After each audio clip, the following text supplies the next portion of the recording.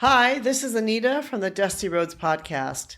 Today we're going to talk a little bit about a city in the western United States where I've spent a lot of time with, and in particular known as Salt Lake City. The question we're going to ask, which a lot of people ask if they're going to travel there, is Salt Lake City religious? Salt Lake City, about 73% of the population identifies with a religion. So, it is relatively religious, maybe compared to many other countries or places around the world. But also, in order to understand this, you need to also understand the reason why Salt Lake City is religious, or why people are asking this question about religion. Salt Lake City is a city or part of the United States which was based upon a religion. It's a headquarters of the Church of Jesus Christ of Latter-day Saints. Today, Salt Lake City is just over 200,000 residents. It's growing all the time, but only about 50% of those residents consider themselves to be members of the Church of Jesus Christ of Latter-day Saints. So if you're looking to move there, or, you're wondering, it's like maybe 1 in every 2 people are today considered to be a member of the Church of Jesus Christ of Latter-day Saints in Salt Lake City itself. At one point of time, though, it would have been 100% of everybody pretty much would have been a member of the Church of Jesus Christ of Latter-day Saints. It is considered one of the most religious cities in the United States because over 73% of the population identifies themselves with some kind of religion. It's about as religious as other major cities, though. So when you look at some other major cities in the United States, which are also religious, it's about the same religious as Dallas, Texas, Houston, Texas, or Atlanta, Georgia, which are also very religious cities. You can also find many cities in the what we call the Bible Belt of the southern United States, which would also be considered very religious. When you visit Salt Lake City, you will see churches dot all over the city. And many of those will be churches of the Church of Jesus Christ of Latter-day Saints. This is because, as I mentioned before, Salt Lake City has very deep religious roots. The city was formed from members of the Church of Jesus Christ of Latter-day Saints to escape prosecution and mob violence. The city was founded on July 24th, 1849. And it was in the mid-1840s that the pioneers left their home in the city of Nauvoo, Illinois, which is actually a home which is right on the Mississippi River in Illinois, due to persecution. And they embarked on a treacherous 1,000-mile journey until they reached Salt Lake City. This trek out west was led by the Mormon prophet, or the prophet of the Church of Jesus Christ of Latter-day Saints, Brigham Young. Brigham Young discovered Salt Lake City, and he famously said, "This is the place." The Salt Lake Valley at that time didn't look like much at all. The area was arid. It was an isolated spot. It was completely devoid of, humans living there. But, Brigham Young and these small group of pioneers arrived in Salt Lake City. And at the time, this was also part of the Mexican territory. So it wasn't even part of the United States during this time. It was not until 2 years later, in 1848, that the treaty was signed to include Utah and other western states as part of the United States. Utah officially became the 45th state of the United States. The first group that arrived with Brigham Young to the Salt Lake Valley consisted of 143 men, 3 women, and 2 children. And then, after that time, more and more groups kept arriving. And really, I love what a friend of mine once said when we were looking out over the Salt Lake Valley.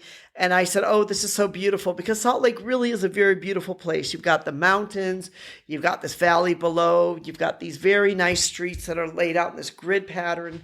And she said, "Yes, but this is a city that was put together by work boots." And that's really, really true, because the pioneers, when they came there, they really put on their work boots and they started working, and they worked hard to make the city as beautiful as it is today. The Salt Lake City is named after the Great Salt Lake, which today there's been a lot written about the Great Salt Lake, because this is a lake which is shrinking down. It's shrunk down quite a bit in size. And it's the largest body of salt water in the Western Hemisphere. And it's one of the few saline lakes in the world. And one of the things that make the city such a unique is that when Brigham Young arrived into the valley, he started to design the city's layout. And they decided to lay out the city in a grid pattern. So when you go to Salt Lake City, like you'll say like, oh, somebody lives at 100 North, 300 East. The cities are all sort of east, west, north, south. So you can pretty much find your way throughout the city. And most of the cities within Utah are like that. So it is very different than many other cities in the United States at the time, and the way it's been laid out into grid patterns and the way the cities go by north, south, east, and west. One of the main areas, or you could call in Salt Lake City itself, we maybe call the ground zero, would be Temple Square. That Temple Square is also where the headquarters is of the Church of Jesus Christ of Latter-day Saints. So Salt Lake City, is a city that was built upon religious freedom. It's a city that has a long history of religion, politics, and government. Even today, a lot of the leading positions of the economics and political world of Salt Lake City are still occupied, by members of the Church of Jesus Christ of Latter-day Saints. So there is no doubt that the church there and the Church of Jesus Christ of Latter-day Saints has a huge presence throughout the city. And I'm sure many people who are not members of the church who move there, they may feel that. For some of them, it may be overbearing. They don't like it. They feel like it's too much. Others that may feel like, yes, we like this. We like the fact that the church is so much a part of the city here and so much of the life here. There can be some, church lingo that people might talk about that maybe, some people that come from the outside may not understand. But the truth is that Salt Lake City is a place which is changing all the time. In fact, if you go a bit south, there's a place called Lehigh, which has now become a place called Silicon Slopes, which a lot of people saying is one of the new Silicon areas, or one of the like Silicon Valley, which is becoming more of a tech center. So the whole makeup of Utah itself is starting to change, has changed a lot in the last 5 years compared to even 10 years ago or even 20 years ago. The whole makeup of Utah has been rapidly changing, and it's changing to become a very different place as more companies move in there, as more people move in there, as it's just changing the whole entire dynamics of the city itself. And it is one of the areas of the United States that continues to grow. So anyone that's looking to visit Salt Lake City should not worry about the fact that Salt Lake City is a city that was based upon religion. If you don't want to have anything to do with religion there's still a lot of other great things you can do there around the area. It's got great mountains, great hiking, great skiing, some of the best skiing in the world.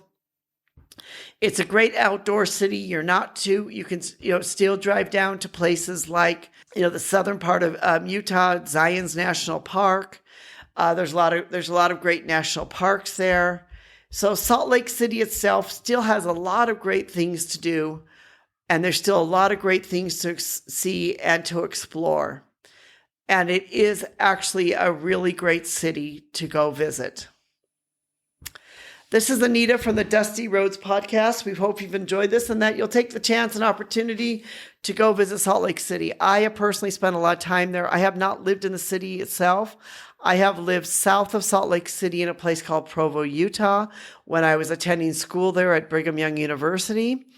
But other than that, I have not lived in the Utah area, but I have many friends who live there, and they love the city. They love the outdoors that it offers there, and they just really, really love being in the mountain area. So if you love mountains, you want to be able to hike mountains, you want to be able to see beautiful mountains, or you want to be able to ski, Salt Lake City is your place to go. Thank you so much for listening to this podcast. We hope that you'll give us a thumbs up and that you will like us. That really does make a difference. That you'll tell others about us. We would really love to have them be part of our community too. And we'd like to thank our technical team, especially Rico, for help making this possible.